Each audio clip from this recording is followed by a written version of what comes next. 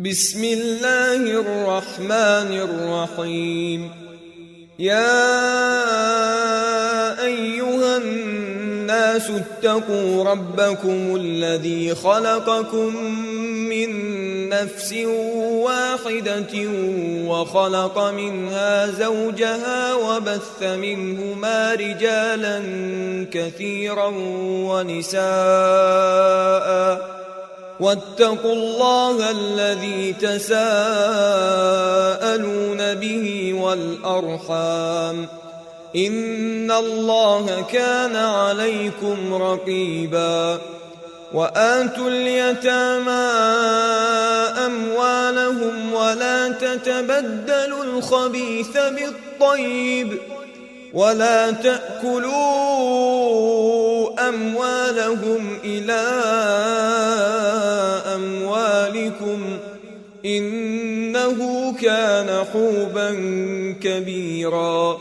وإن خفتم ألا تقسطوا في اليتامى فانكحوا ما طاب لكم من النساء مثنى وثلاث ورباع، فإن خفتم ألا تعدلوا فواحدة أو ما ملكت أيمانكم ذلك أدنى ألا تعولوا.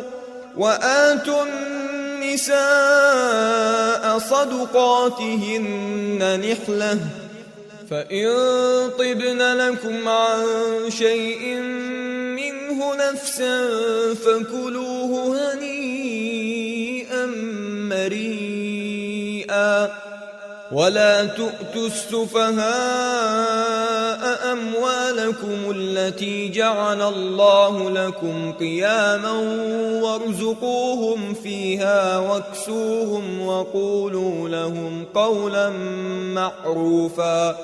وابتلوا اليتامى حتى إذا بلغوا النكاح فإن آنستم منهم رشدا فادفعوا إليهم أموالهم ولا تأكلوها إسرافا وبدارا أن يكبروا.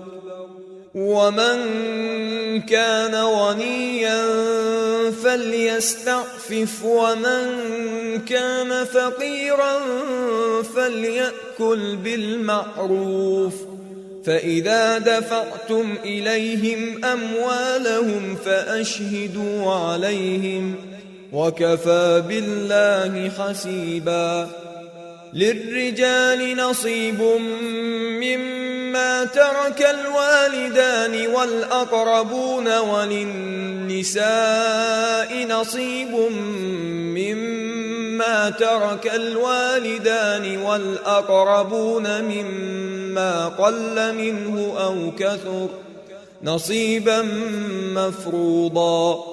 وإذا حضر القسمة أولو القربى واليتامى والمساكين فارزقوهم منه وقولوا لهم قولا معروفا.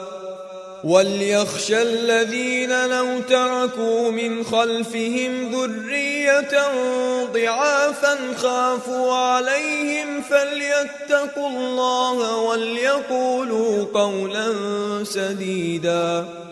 إن الذين يأكلون أموال اليتامى ظلما إنما يأكلون في بطونهم نارا وسيصلون سعيرا.